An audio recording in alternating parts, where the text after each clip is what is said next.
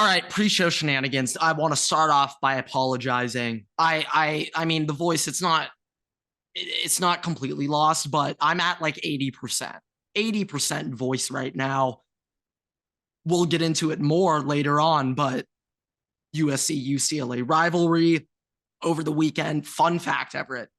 This was the first because Ohio State was playing at the same time.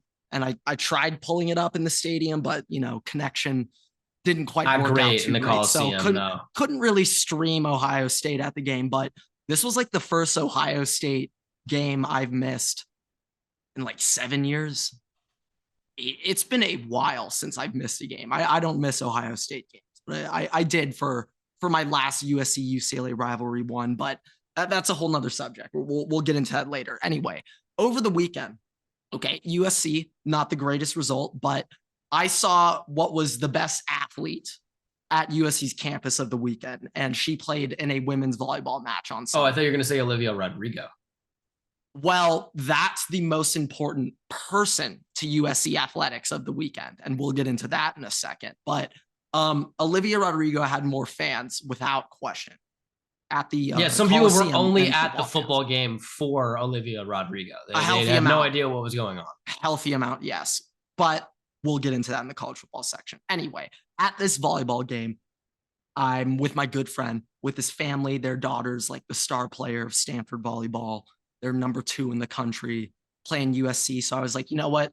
Let me remind myself what it's like to see a dominant athletic performance over the weekend. So I just had to see something good over the weekend.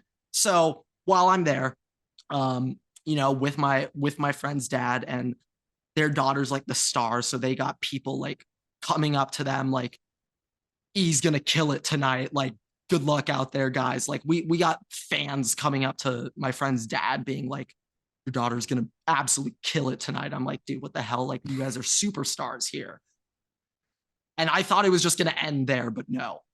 We're walking, we are waiting to kind of like get to the like Stanford section, and I just noticed in your whole USC apparel. Well, I was actually wearing this Ohio State hoodie. It's rivalry week. So I had to wrap my true colors. Okay, you're like the random NFL fan that's at a one game and is wearing just a random jersey. Essentially. Yeah, okay. Well, I was the only person not wearing a USC or Stanford thing there, like the only third party spectator there, essentially.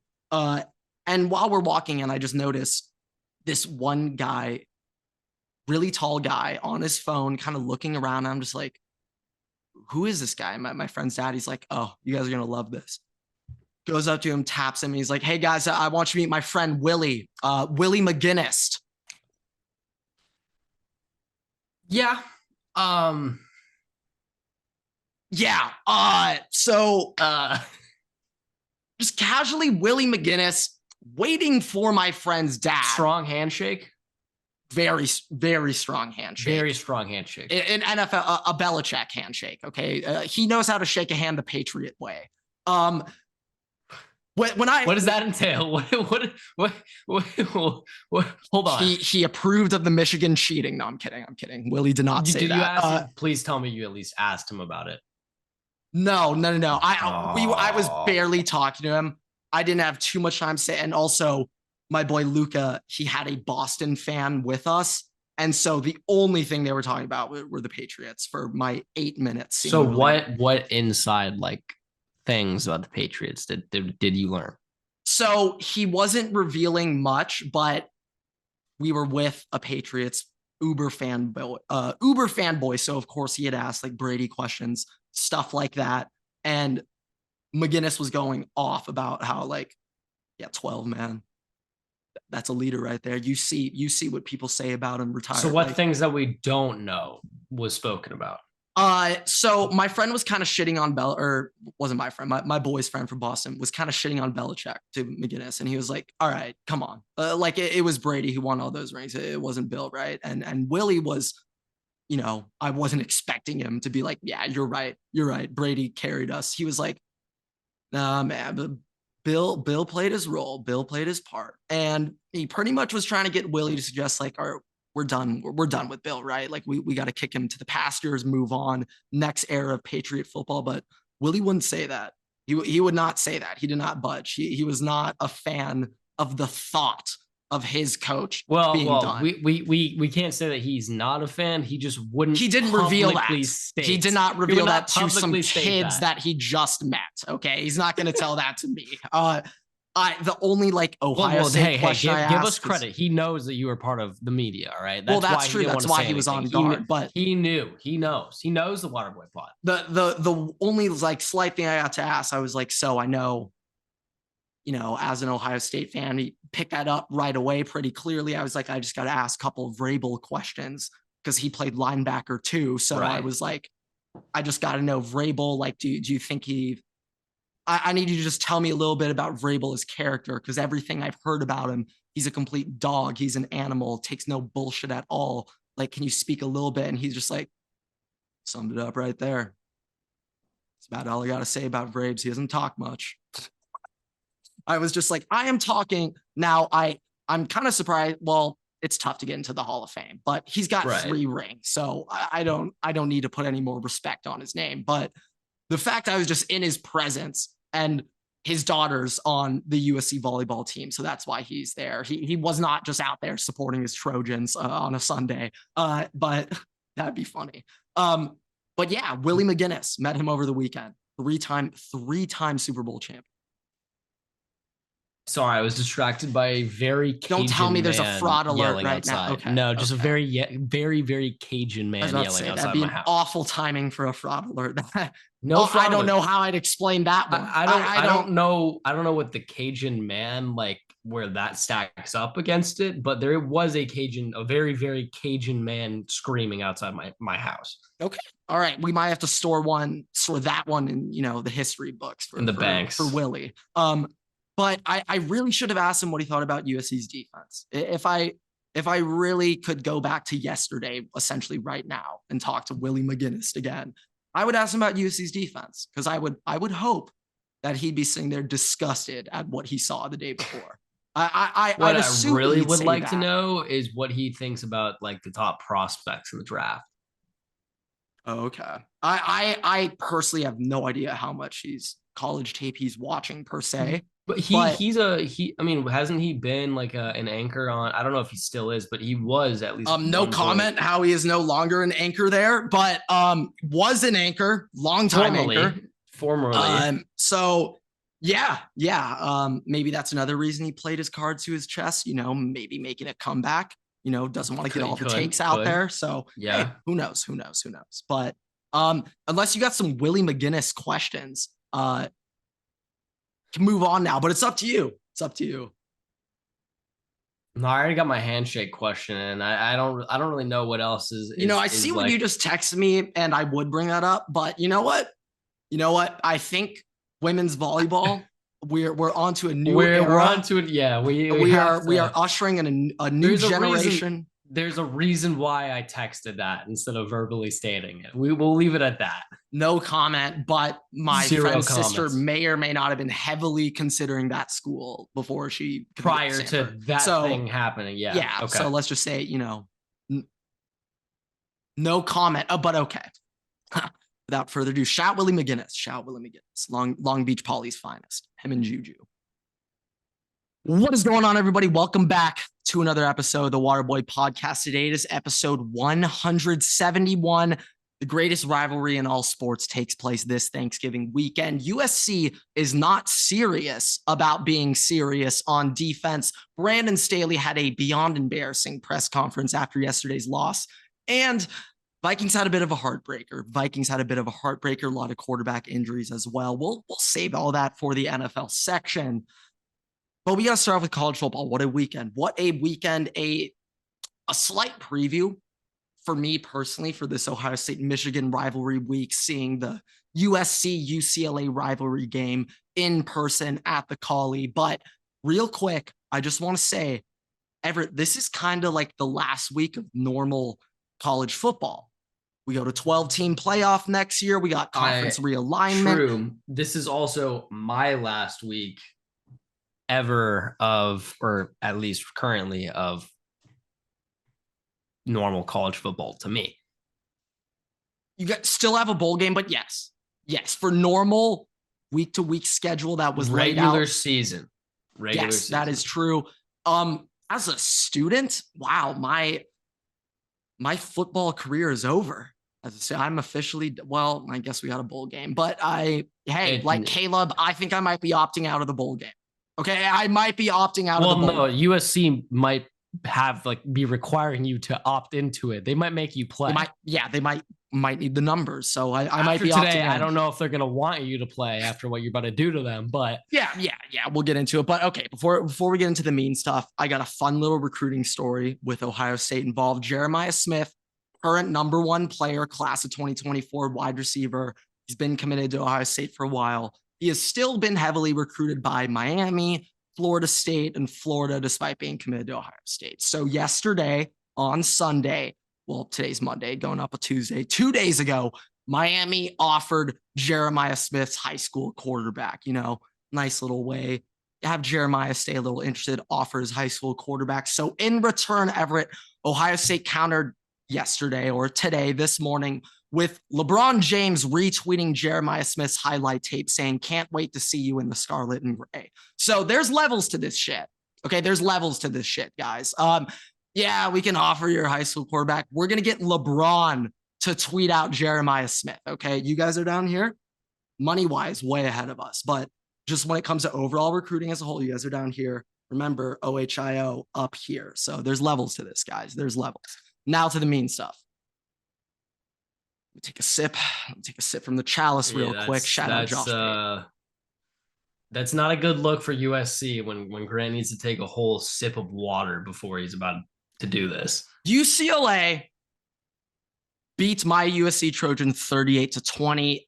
Earlier this week on Monday, it was announced that UCLA will be firing Chip Kelly either after this game or after the season. He hasn't been fired yet, and he should have been fired today if that was going to happen. So after the season, kind of like Jimbo Fisher, but like they're letting him finish out the season. Yeah. So, but that is what firing means. What happened to Jimbo Fisher? So I mean, yes, that. I'm saying they axed him. He's out right now. They got an interim in right now. Like Coach O at LSU, they let him finish out the season.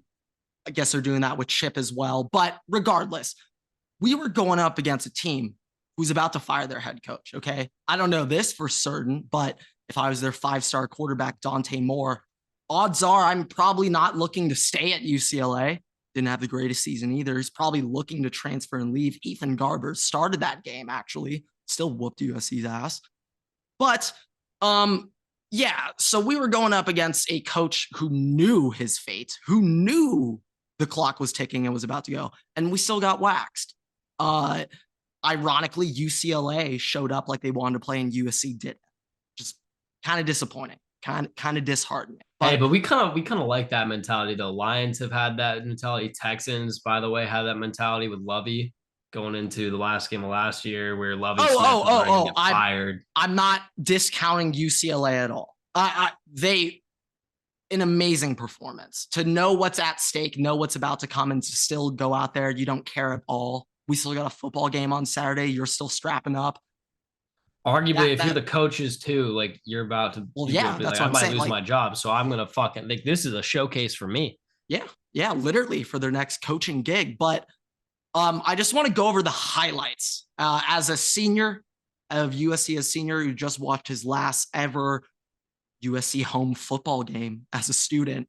I'm going to be going out 0-2 as a student at home against the UCLA in rivalry games. So the highlight of my time as an SC fan at home against UCLA were first when DTR signed a USC fan's hat in the end zone my sophomore year.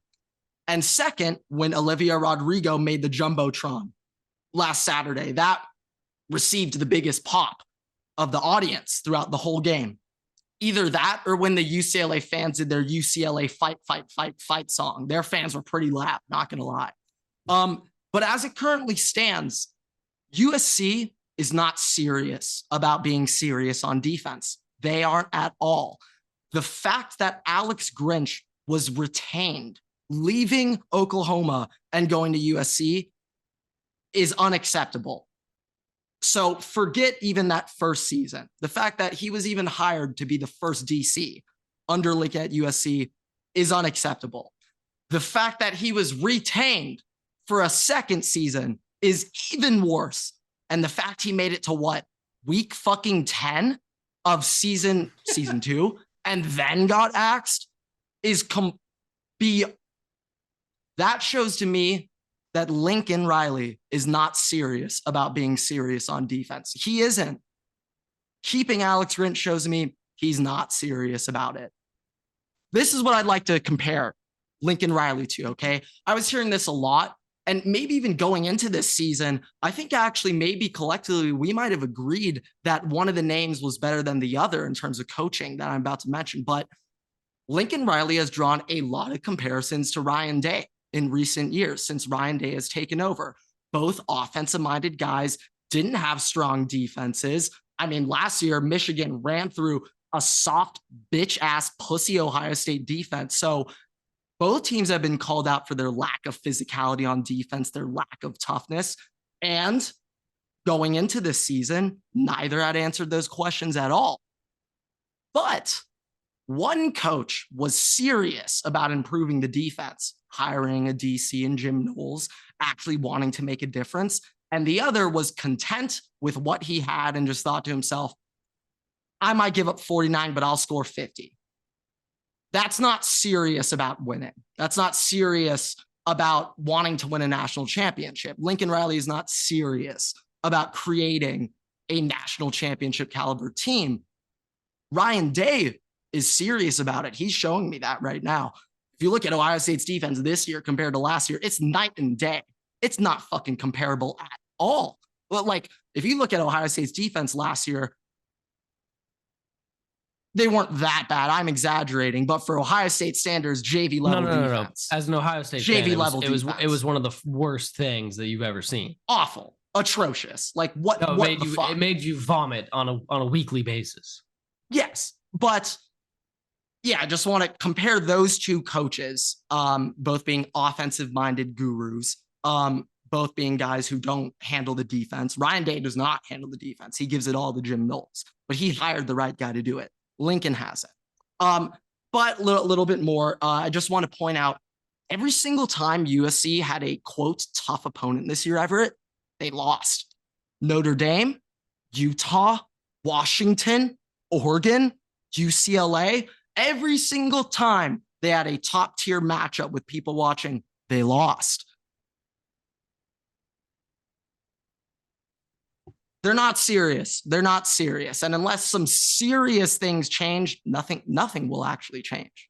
I was sitting by some people in the student section at the Collie, which, you know, I'm not going to blame any alumni, any like 30-year-olds for sitting in the student section.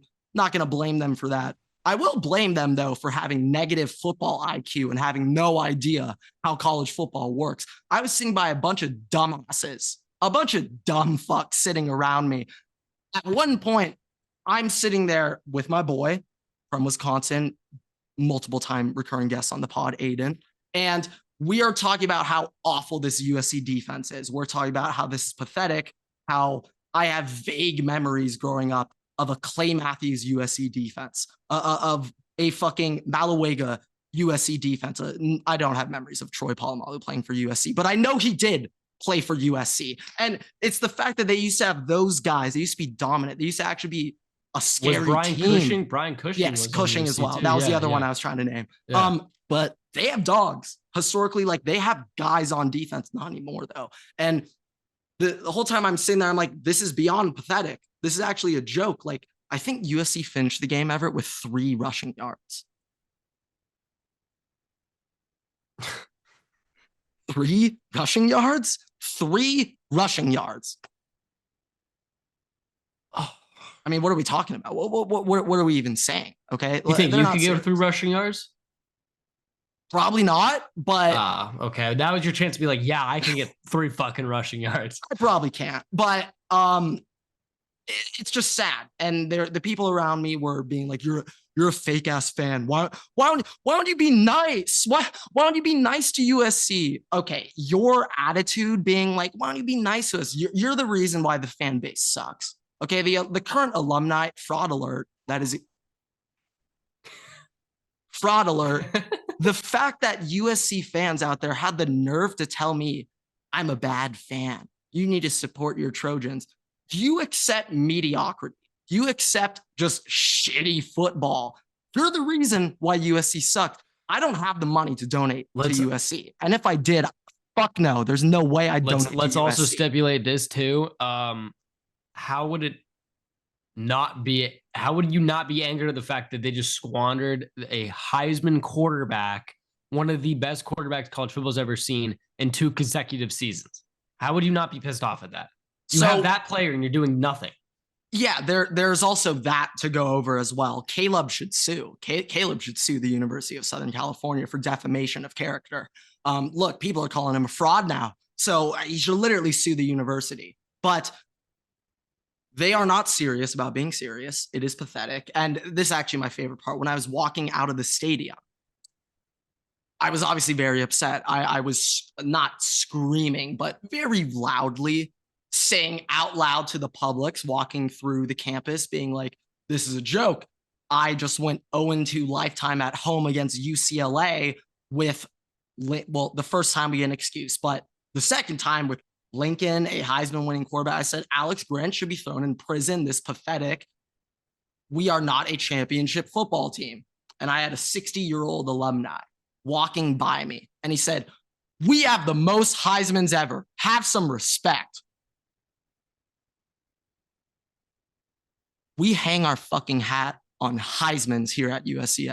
We hang our hat on fucking Heismans here. When that old bag of bones had the fucking nerve to tell me, we have the most Heisman, son. Have some respect. You know how I responded? What a fucking joke. What a fucking joke of a fan base. We are celebrating Heismans. No wonder this school sucks. And 60-year-old man, while he was walking by me, I see him speed up his pace a little bit and walk by a little bit further. Probably didn't want to catch an assault charge, punching me in the face because I'm correct.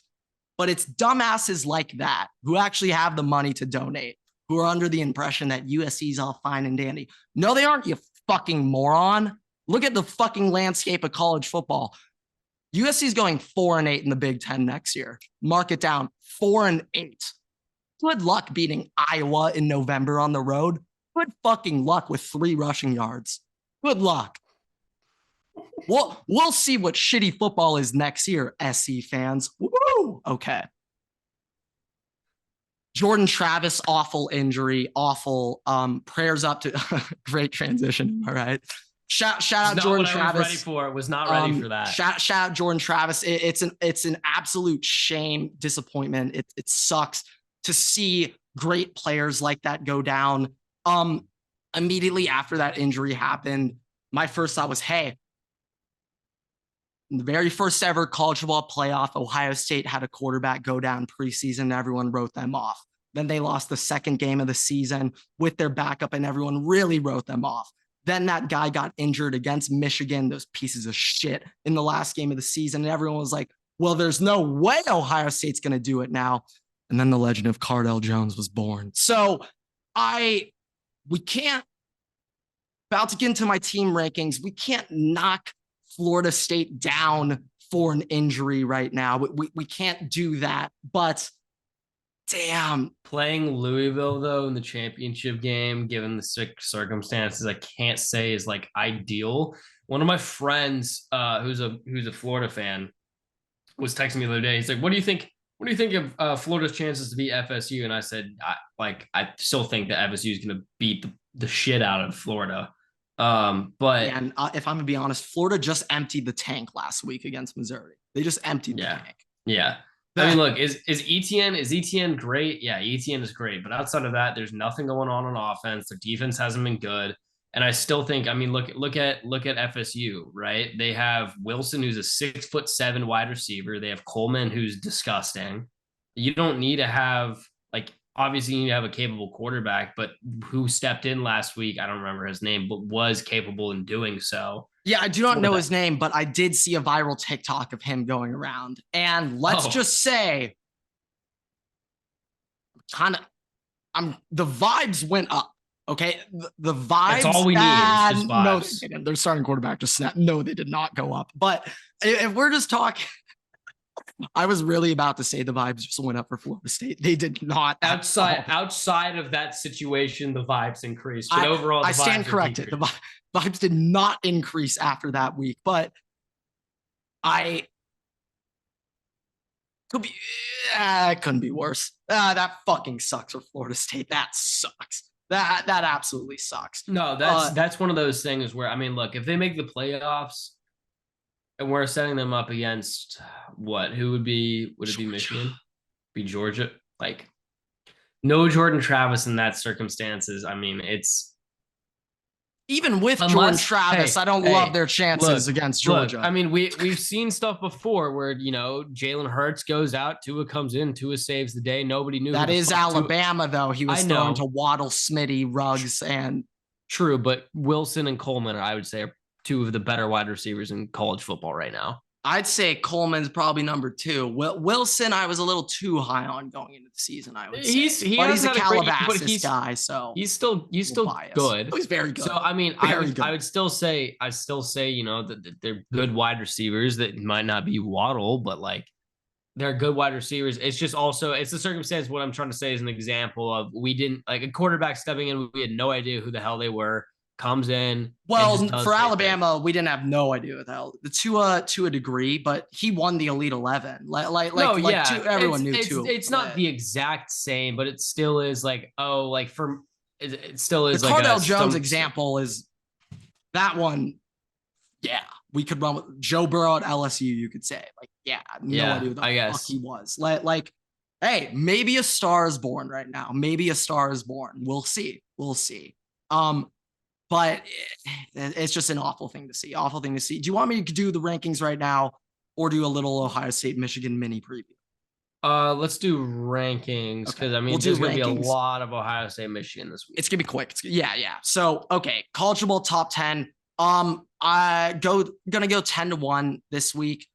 Not many major changes, and this is also somewhat of a prediction of how they're going to line up tomorrow, but not really. I think it's kind of obvious what the top 10 is going to be this week. Not expecting this list to do great, but hey, we'll see. Okay. College football top 10 after week 12. I think I got that right. Missouri, Louisville, Alabama, Texas, Oregon, Washington, Florida State, Michigan, Ohio State, and Georgia. Now, of those 10 teams, I just said, there's only about 5 where I would say actually have a chance of winning the whole thing this season, being Georgia, Ohio State, Michigan, Oregon, and Alabama. The other teams I do not think actually have a chance of winning when they compete, and that's Florida State, Washington, Texas. Isn't that 6? 1, 2, 3, 4. Georgia, Ohio State, Michigan, not Washington. Georgia, Ohio State, Michigan, Oregon, Alabama. Oh, I thought you said Washington. I was like, that's 6. Not I misspoke. I misspoke on Washington. Gotcha. Just those 5, I think actually have a shot. I'm so fascinated by Alabama, Georgia this year. I think most people are assuming Georgia's going to win that one, which, hey, I'd pick Georgia too right now, but we'll see. Okay.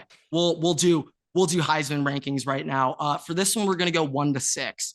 We're going to start from the top, work our way backwards. But yeah, quick caveat. The Heisman should not be a team award. It's a shame it is, but kind of think we're starting to pick up some steam here. Kind of think the media is picking up some steam, and the SEC bias also helps with that. And I think JD might actually win it. So Jaden Daniels, Bo Nix, Michael Penix, Marvin Harrison, Carson Beck, Jalen Milroe, and the list ends right there. Realistically, Jalen Milroe is a really big long shot. Carson Beck is also a long shot.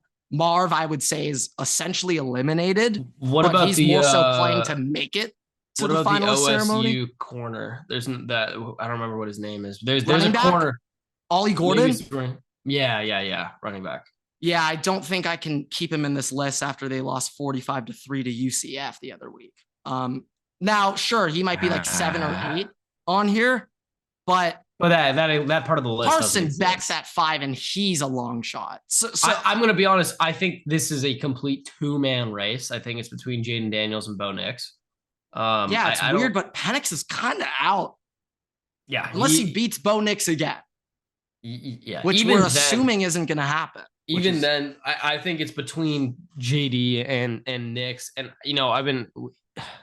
this would be a segue into the NFL. I don't know if we're going to go that direction, but I've had people be like, what do you think about Bo Nix and Jaden Daniels' like future as an NFL starter and NFL quarterback? And my personal opinion is I don't think either of them would do well if they're thrown straight in. If you let them sit, all right, I think they can do well, but I don't think that either of them are going to be capable starting quarterbacks. Like if you just throw them to the Wolves, their career is going to be pretty short. Also, Jaden Daniels, by the way, if Jaden Daniels plays the way he's been playing in college in the NFL, he might actually he might have CTE in a matter of like 4 games. So we're knocking him for his running ability. I'm knocking him for the fact that he runs so aggressively for being a quarterback. It's an issue. At least in the NFL, if you do that, you're going to get speared by a safety, and it's not going to be. You're going to get speared by Kareem Jackson, and that's not going to be fun for anybody. That is correct. You know what? You have a slight point there with Kareem Jack. I mean, at this point, it's the bounty gate out there in Denver. I mean, what the hell? What are we even you know what? about? It makes sense. It's Sean fucking Payton. Fuck you. But yeah, okay. It does. A lot of things add up here. So, I mean, it's not the biggest surprise in the world, but I tweeted during the game, by the way, I said, yeah, Broncos low-key headhunting right now. Yeah, like, I did see that, and kind of got a point there, not going to lie. Kind of got a point there. You want to real talk quick, about... I'm going to say two quick little minutes on Ohio State, Michigan. I just want to say, this is a weird feeling because this is like the last year where I know for certain we're kind of only matching up one time that year. Like following this, there's no like protected Big Ten West, Big Ten East. It's just the 2 highest seeds. So, I mean, we'll see how the program in Michigan is. You could still play 2 times this year. Still possible. I'm assuming Michigan and Ohio State won't both get in the playoff. It could happen. I'm assuming it's not. It happened last year, didn't it? Yeah. So no, that is true. But Michigan lost to TCU and we lost to Georgia. So a bit of an unfortunate. You shouldn't have lost that game, but it's okay. It's okay. We're on to 2023, but that wasn't 2023, but it's the 2022. Well, actually, no, it was December 30th, 2022. You dumbass. Wasn't it 31st? Wasn't it going in? Didn't it hit midnight as? Didn't it hit midnight as? It was on the 30th. It was on the 30th. I just looked it up. I'm pretty sure that game. Oh, no, it did. It did run in the new year because I remember that missed field goal was when the clock hit midnight. I cannot believe. Well, I have a slight caveat. Midnight East Coast time. It was 9 p.m. my time. I'm still impressed with myself for going out that night. I'm surprised I even considered that. Regardless, yeah, this one's for all the marbles. Like after this year, I'm not saying I'm just hearing these rumors about Michigan's punishment, seeing them switch up their mentality and accept the 3-game suspension last week. We haven't gotten to talk about that since. It wouldn't surprise me if Santa Ono found out, hey, the NCAA's got some bad shit on us. Got some bad shit. Maybe we just accept this one for now so we don't actually get death penaltied for the next 2 decades. SMU still hasn't recovered from their death penalty. They they are going to the ACC, and if they win this week and we win this week, we'll be playing them in the championship game. Really? I did not know that part. They are 9-2 on the season. Okay, so slowly but surely, but that was in, I think, 84 when they got DP'd. So 49 years ago? 39 years ago? Something like that. 84, it would have to be 39. Yeah, not the greatest. So yeah, there is that. But yeah, this one's going to be big. This is this is in a meaningful one. I have processed the fact that Sharon Moore might be tied with all-time wins in the rivalry against Ryan Day if he wins. But my one counter to that is this game literally doesn't even matter anyway for me in terms of losing. I can't lose because the win's going to get vacated for Michigan regardless. So it's just emotions. It's just emotions. It's all shit talking. It's all shit talking. Okay. 365 days have been building up to this. Go rewatch episode 69 if you want to see me cry. But okay. Everett, onto the NFL. You want to start? Yeah, sorry. I was just reading some dude who's an Oklahoma fan trying to shit on playing against Tulane in a bowl game, citing that there's zero benefit in playing us. That's some fucking Charmin Ultra Soft bullshit, bro. You're just fucking scared to play us, all right? Let's be honest here. At least Lincoln Riley wasn't fucking scared to play us, even though he'd lose. Well, okay. Debatable. We have no idea what his intentions were going into that game. No idea. He still was at the game. All right. Fair enough. He showed up physically. Not mentally, but physically. Also, by the way, if you're playing a ranked game, a ranked opponent, doesn't matter if it's us, Liberty, any other G5 team, it's going to be credible for you to play because it's a ranked opponent. You can't just be like, oh, because they're not. And like the fucking SEC, it doesn't matter. I think it's unbelievably stupid.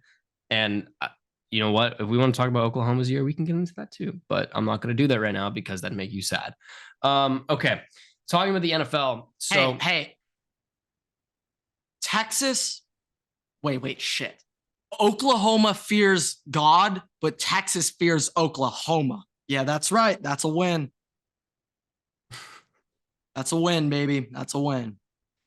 All right. So first thing, fake team. We'll talk about the Vikings a little bit.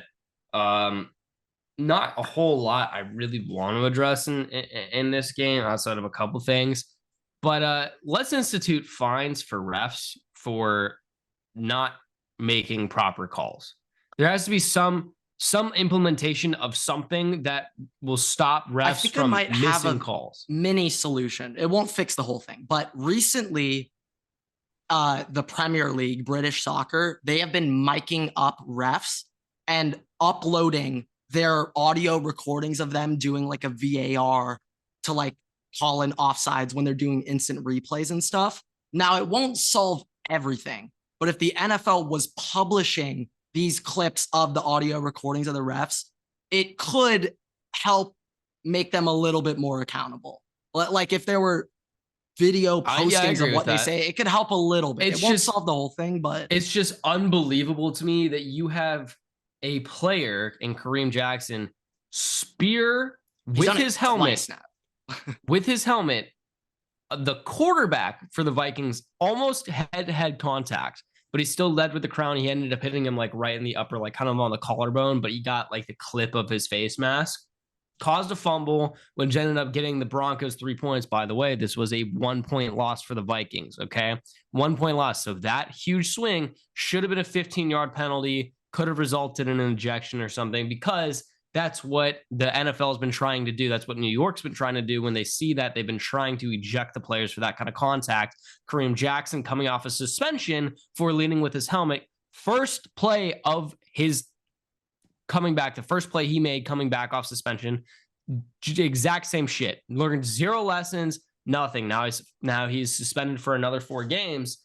But allowing dirty players to do that is unbelievable. It not only is it against the rules, it's against the integrity of the game. It's against player safety. Like that, and to have that happen to the quarterback of all players for the other team, it's completely unacceptable. And that's why I'm saying, I get that it's not like they're 100% like their job. Like that's what they're doing. But these guys, by the way, this is their second job, are typically doing like, I think some of them are lawyers, some of them are dentists, like they're wealthy people. Hilarious jobs. We're talking the refs. They're the refs. Yes, they have hilarious jobs. Very, very wealthy like individuals. And that's also why we're saying, you know what, why don't we make this a full-time gig? So that way, you know, there's more responsibility. That way, if you're being fined and stuff, it's more within the circuit. Everything can happen, but there needs to be more accountability. You cannot let a ref and crew, who, by the way, started the game off so poorly. I think they took a solid 2 minutes to place the ball after there was a kickoff penalty that set the ball back 15 yards, and they took about like 2 full minutes to set the ball back. Everett, what if I told you that according to Sporting News, the highest paid refs in the NFL make around $250,000 a year? On average, from the NFL or from their actual job? NFL. That's how much they get from the NFL. From the NFL, on average, they make $200K a year. That's the average. Yeah, so they should be getting fined for missing this when you're getting paid that much. I want to be that's one. That's completely unacceptable. That sounds really fun. And it's completely unacceptable. Especially if you're getting paid that amount. Like, you should not. Ed Ockley makes. They essentially just said Ed Ockley makes $250. That's essentially what this article says. The head ref of that crew, like, I've seen multiple times before, and I know, like, he's not like he's not like a terrible ref. He's not the worst ref, like that. The head guy that you're. I don't remember what his name is. No. For our game. I don't know which guy it was, but he's one of the guys you've seen like multiple times in different games. Like, I know he's like all right, but the rest of that reffing crew missed multiple different penalties, multiple player safety penalties. It's unbelievable how horrible it was. So there needs to be some updates regulation. Also, because I said that one play cost the Vikings could cost the Vikings the game. The other thing that, by the way, cost the Vikings the game, totally blame Alexander Mattison. 100%. Like, yeah. Why is he still starting? I don't know. Ask Kevin O'Connell that question. By the way, that is after Ty Chandler, I think, had 70 rushing yards, had 6 receptions, had almost a conversion on 3rd and 25, had a fake punt run for like 25 yards, which got the momentum back after Madison's fumble. Like, typically, I think everybody's saying that Ty Chandler just can't pass block. He's not good in pass pro, and that's why Madison's in. And that's why, because you don't want to be like, hey, Chandler's only in when he's running and Madison's only in when they're blocking. That's right. That. But Chandler kind of showed he let up. I think he let up the hit that got Dobbs to throw his interception. Like, that was the hit. Chandler was in pass pro and the guy got past him, but he did block well outside of that one play. And if you're me, if I'm just a fan saying this, I'd much rather have a player not be better in pass pro and use them more. You can still rotate Madison in as a secondary back. Like, you don't have to split it 50-50, 60-40. Like, you can rotate them in, but use Ty Chandler more. He should be the dominant back. He should be the more featured back. 55-45, I don't care. Just let him play. But Madison, we're moving. We're about to go score. We're in the red zone. We're going to ice the game away. It's going to be either a field goal, touchdown, probably a touchdown the way we're moving. Madison, ball on the ground. Like, it's as simple as that. It's as game defying as that. And defense played great. Defensive play calling was phenomenal. Offensive line was horrendous for most of the night once they started blitzing and applying pressure, which I don't like going forward because more teams are now going to try that because they were getting pressure against Dobbs. And when Dobbs was pressured, he wasn't really able to do as much. But I still think it was an overall good game from Dobbs. We're hopefully going to get Justin Jefferson back. 80% likelihood to get into the playoffs still. 2 games behind the Lions. We still play them twice. Everything's still in picture. And either way, you know what? There's not much more we can ask for from Josh. Something just. Is there another crashed. Cajun person? Something just crashed on the roof above me. But yeah, I guess Santa Claus came early. But no, like, there's not much more we can ask from Josh Dobbs. I just think overall, like, Kevin O'Connell needs to be better at his play calling. He's getting a little bit cute, and I liked some of that shit. But, like, at the same time, you can't be doing that early into the game and in that situation. And then he started getting conservative again, which he cited before being an issue. So I don't really understand that. But keynotes, offensive line needs to be better. Play Ty Chandler more. Madison should not be getting reps as much. He should be, let him and Kene. You're just gonna end it right there. It should not be getting reps. Him and Kene Nwangwu should be splitting that second role. Okay. He can be the third down back, but Ty Chandler should be that primary back. Hopefully Justin Jefferson comes back. I still think you roll with Dobbs, even though Jaren Hall played well. It's not like Josh Dobbs wasn't playing well in that game. Dobbs is the quarterback. Yeah. Dobbs is the quarterback. Refs, fuck you. Get a different job and NFL fucking fine them. You can't, like, that's horrendous. Suspending a player after the fact in a game-defying moment and also a very, very dangerous hit for somebody who kept doing that. By the way, they had another player do the same kind of hit on Madison later in the game. Like, fucking take a look at this shit. I'm telling you, it's Bountygate 2.0. It's horse shit. I'm going to have to look into this. I'm going to have to look into this. I'm going to now have to go look back in it because if I'm seeing multiple players on that team doing it under Sean Payton, of all fucking people, I mean, unless it was Greg Williams. If it was Greg Williams, it'd be the same Dr. thing. Heat. I mean, same thing. That's kind of bullshit. I don't appreciate that. It is. No. If it was Bountygate, it is bullshit. But okay, moving on to some other news. Yeah, okay, I could talk Chargers real quick. Awful loss to the Packers. Okay, really bad loss. After the game, Staley went off on Popper, some other reporters, again, per usual. And like Lincoln Riley, Brandon Staley is not serious. Yeah, no, it does not deserve the Staleyest nickname. Fuck no. Brandon Staley is not serious about being serious on defense. He is not, okay? Like, I recently saw in, like, their Chargers, they do, like, an in-season doc. I actually saw a clip of him, like, taking accountability for the first time all season, being like, you know what, guys? We have not been consistent. And he keeps saying all three phases of the game when Oh, that's a loud one. That was a loud one. Thank you. That was so good. You got the second horn, too. Yeah, no. I mean, they had to go full blast for Staley. Great timing. Phenomenal. I'm gonna let this play out. I'm gonna let this music keep going, if you know what I mean, okay? Hear that? It's kind of going away now. It's kind of gone now. But Brandon Staley, I saw him take accountability the other week and the Chargers all in for like the first time all season. But he like half took accountability, being like, we need to be more consistent in all three phases. And that starts with me. That's my fault. And I was like, wow, he's actually owning up to something for once. It is nice to see a slight change. A couple weeks ago, Chargers beat the Jets, despite the Jets holding the Chargers to like 140 fucking offensive yards. And they did have a Zach Wilson. So, yes, I mean, and get into that. But after the game, Staley was championing the fans. No, talking Brandon about Staley, how proud he is of the fans being in New York. All three of the fans that showed up. Yeah, and how he claimed how the fans traveled to New York, how he cares so much about the fan base, how at the end of the day, his job is to represent the fans. Family. Yeah, literally. The plant, who's actually a Minnesota Vikings fan. Yes. But also, like, real quick, that's how he was championing the fans a couple of weeks ago when we beat New York.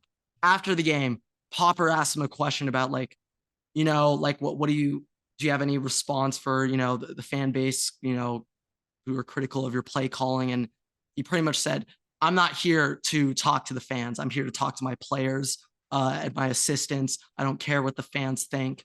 That doesn't matter to me. Like, he just switches his answer up every week. If we win, also, he loves the fans. If we lose, the fans are stupid, dumb, and they don't count. It was his defense being the reason why they lost, arguably.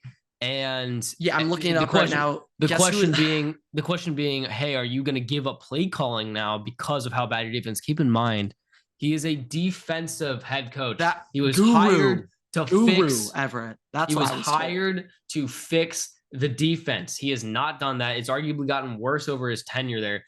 If you have to be self-conscious. We always have a shit defense, so it stayed shit. Yeah, we are talking about the team with number one offense in the NFL. It was like 2007 and didn't make the playoffs because of the defense being so bad. Well, they had the number one offense and defense, and they didn't make it because the special teams was that bad. Yeah. But can never have it all. Can never have it all. I also saw this, by the way. One, that's horrendous as a head coach to be like not cognizant enough about your inability to do that you should be giving up play calling because you are the accountability. You are the liability is the case in point. And on top of that, Tom Telesco, by the way, has been through Is Brandon Staley his fourth hire as a for a head coach? I think it might be his fourth hire. No idea. All of which, I think, out of all of them, Anthony Lynn probably was the best one. But all of them, we won. No, we didn't win. All of them are fucking horrible. If you're the owners, which you know better than I do, but I know they're kind of conservative. They don't really do shit. They're the worst. If you're the owners, fire fucking both of them, but fire Tom Telesco. Make sure you're fucking firing his ass. He just drafted Quentin Johnston over Zay Flowers and Jordan Addison. The fuck are we doing? I don't need to say anything else past that. I mean, I think we already made the point clear there. Damn. Some blunders. Breaking AFC West news. AFC best news. Travis Kelce, lingering with pain from his former injuries, questionable on the night, is contemplating retirement. What? He said retirement is on his mind more than anybody could ever imagine via the Wall Street Journal. What even is that interview? What? Wait. No, this was two different. I got this from one of the two different statements. I thought he was like, I'm questionable tonight and I might retire, guys. No. Two different statements. Two different statements, but we're combined into the same post. Okay. But I was about to say that's quite an interesting announcement. Well, 2 and 1. Is contemplating retirement. I mean, hey man, if I was dating Taylor Swift too, I'd be contemplating retirement. So yeah, I mean, I'd love that. I'm rooting for love. So if that's what it takes for love to win, let's root for love. You could say you belong with me. All right. You could. You could. Not me directly, but you as in Travis. As in Travis. And me as in Taylor Swift. Yes, of course. Right. Exactly. But yeah, Chargers, they're not serious. Oh, last thing I want to say, Ian Rappaport came out defending Staley earlier today. Yeah. And spewed some propaganda saying that like his defense isn't the reason the Chargers lost. So shout out the Twitter warriors, Everett. They found out that Staley and Rappaport are represented by the same agent. Shout out the Twitter warriors. They did the deep digging. Rappaport's agent told him to say that. So yeah. He's trying to save his client's job because it is. I mean, people were saying Frank Wright is on the hot seat. Nah, fuck that. If I'm a competent owner, Brandon Staley's ass is like top odds to be fired. But to be honest, speaking of Frank Reich, it's kind of screwed up that he's probably gonna get fired after this year because he wanted CJ. He was like draft Stroud. Yeah, that's an now he's getting issue. Fired for it. So it's not going to get better because, by the way, they don't have the first overall pick this year. Yeah, Chicago does. Yeah. Fucking that's unbelievable. Not great. Whoever that GM is, the GM needs to be fired. Yeah, him as well. But okay, more news. Bad, not exactly weekend, but just a bad like week of injuries with Travis and now these other ones. Now before that, Zach Wilson benched. He's now the third string. Mac Jones, I believe, also is still supposed to be benched, correct? Potentially. I believe Heineke is benched and Ritter is back. I think Heineke got injured, though. Oh, I didn't see that. I did see that Ritter's back. Maybe Heineke is benched, but Arthur Smith doesn't know what the fuck he's doing. It doesn't matter who's playing quarterback anyway. Right. I'd say they'd hand it off, but I don't know. They'd hand it off to Algier, but not Bijan. Yeah. Algier. They should run a jet sweep with Pitts. That might be their best play. On offense. Georgia does it with Bowers. You can run a jet sweep to a tight. No, they do it with Jonnu Smith. That is what would happen. They'd call up Hayden Hurst, bring him back, and do it with him. They'd have Kyle Pitts blocking. No, yeah, like they'd have Alex Mack be the sixth lineman eligible receiver and have him do it. He's coming out of retirement. This is a joke. This is an absolute joke. Bring AJ Terrell on offense, have him do it. It's like, all right, what the fuck are we doing here? But yeah, Zach Wilson bench, but QB injury galore. Burrow and Deshaun out for the season. Both Ohio guys out. Damn, that sucks. But I was just looking up the standings of the NFL, Everett. This is also kind of going back to the last segment. The only team below 500 with a positive scoring plus minus is my Chargers, of course, which in my opinion directly reflects on the head coach. Directly reflects on the head coach's decision late games in the fourth quarter. We're the only team with a positive point differential, or the only team negative with a positive point differential. So to me, that directly reflects on Brandon Staley, but I don't know. I'm just a stupid guy in the media. But when it comes to injury galores, I was just looking at division standings, who's leading in divisions, who's in last place. I feel like we haven't like really brought this up all season. And I know Burrow's just out for the year, but they are last in the AFC North right now, which to me is, I know they had an awful start, but still the fact that also the Browns are 7-3, the Steelers are 6-4. Okay, but also with the Steelers though, the Steelers might have had it's a fraud 6-4. No, when they get pulverized in the playoffs, because keep in mind, Kenny Pickett has what, 6 touchdowns, 7 touchdowns? Him and Anthony Richardson have the same amount of touchdowns since October 1st. Like Anthony Richardson hasn't played since October 1st. They have a negative 29 point differential. Negative 29. Yeah, not great. I'm trying to see if there's any other positive record with that. Seahawks have a negative 2 point differential. The next closest, by the way, that's like, I guess what I said, the negative 29. The Rams have a negative 25 point differential at 4-6, and the Falcons have a negative 28. So I'd say that's about parallel, negative 28.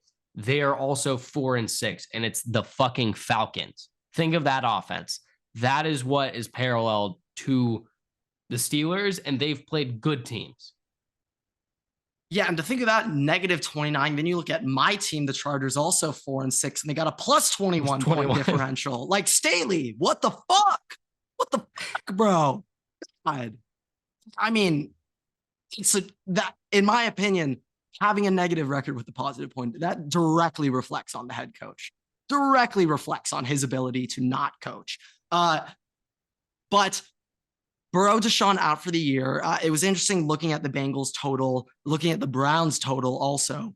But here are the list of the quarterbacks who have either missed or will miss notable time for this season from injuries. Aaron Rodgers, not in order, not in chronological order. No, Aaron Rodgers, Kirk Cousins, Deshaun Watson, Joe Burrow, Anthony Richardson, Danny Dimes, asterisk if you want to count that or not. Justin Fields, I'll accept another asterisk there if that counts or not. Stafford, that counts as an injury. Kyler Murray, and did Derek Carr get hurt? That doesn't count. But Derek Carr he's gotten hurt 2 different times. You said Taylor Heineke. I did earlier, not for this specific thing, but you can count that. Heineke counts. Brock Purdy missed. Kinda missed sometime. Yes. Did he miss time? I think he did. Jimmy Garoppolo was hurt. Oh, I was considering putting on that, but yeah, I didn't know if that one counted. But he was hurt, and then he just also happens to suck. Yeah, like Tannehill, he got benched, Yeah, so Tannehill got benched. Yeah, Same thing with mac and cheese. Like he just got benched. So didn't make the cut. But yeah.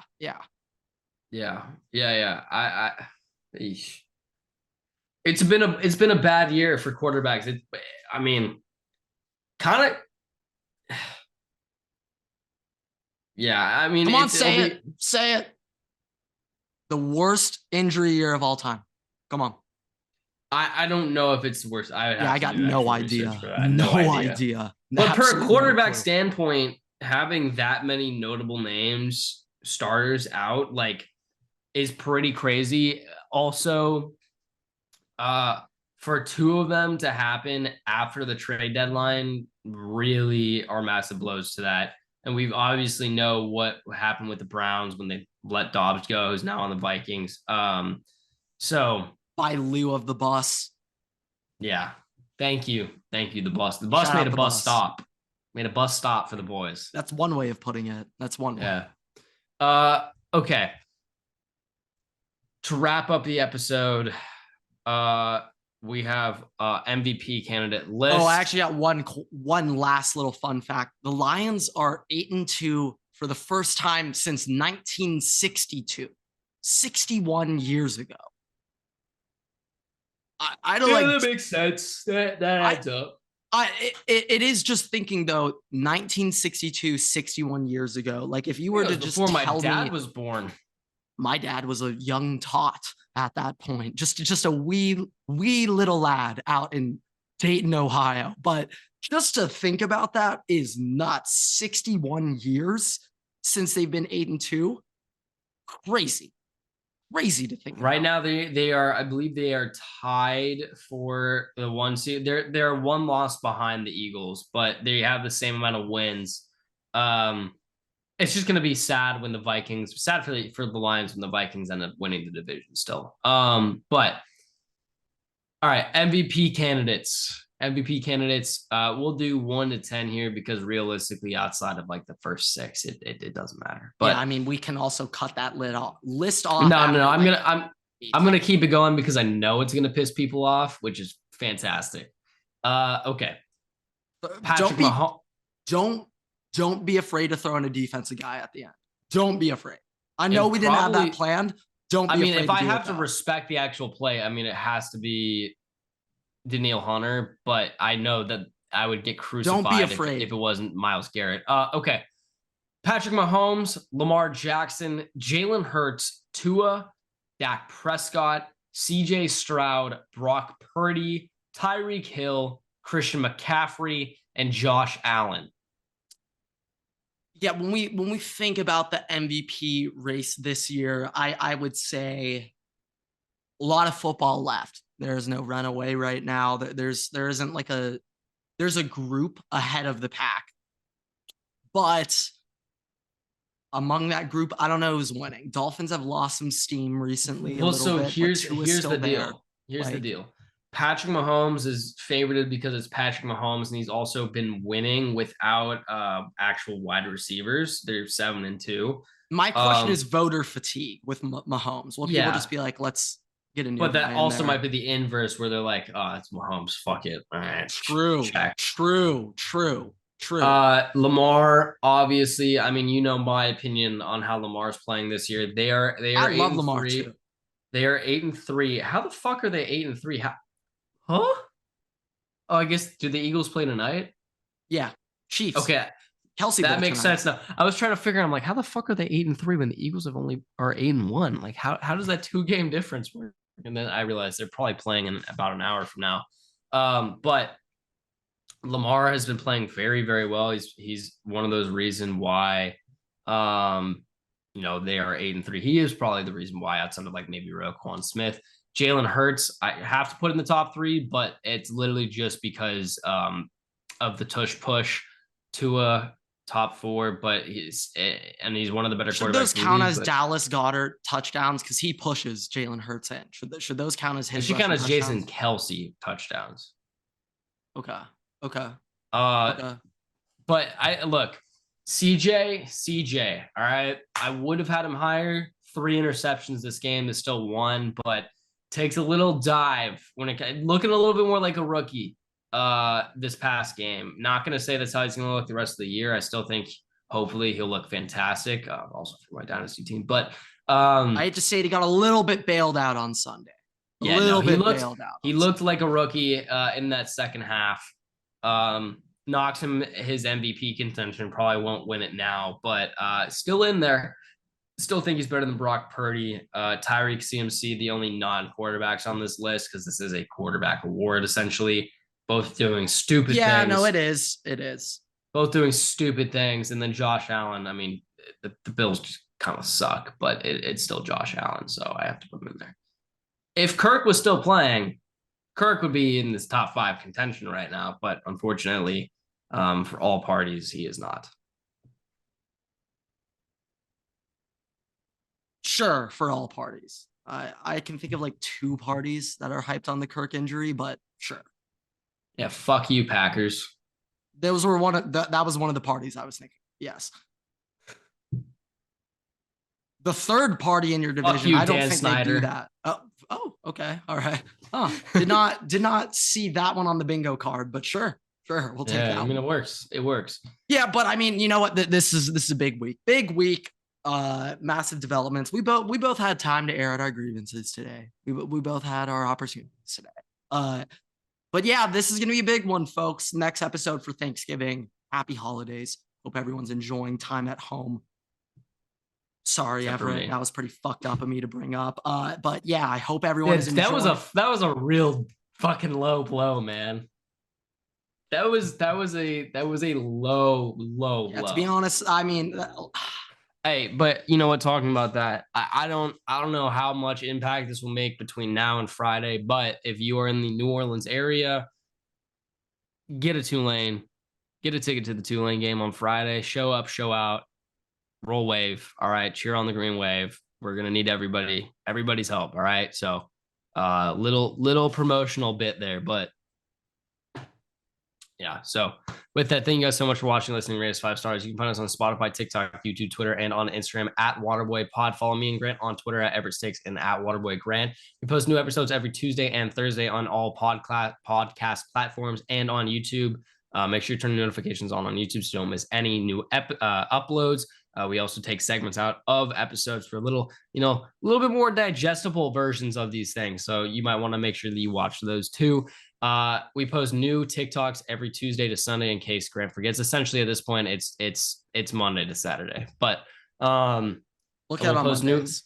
We post new graphics on Instagram 2 times a week. It's been 1 time for the last couple of weeks because the unnamed intern has not informed Grant that he should be making them. But Grant's going to correct that this week.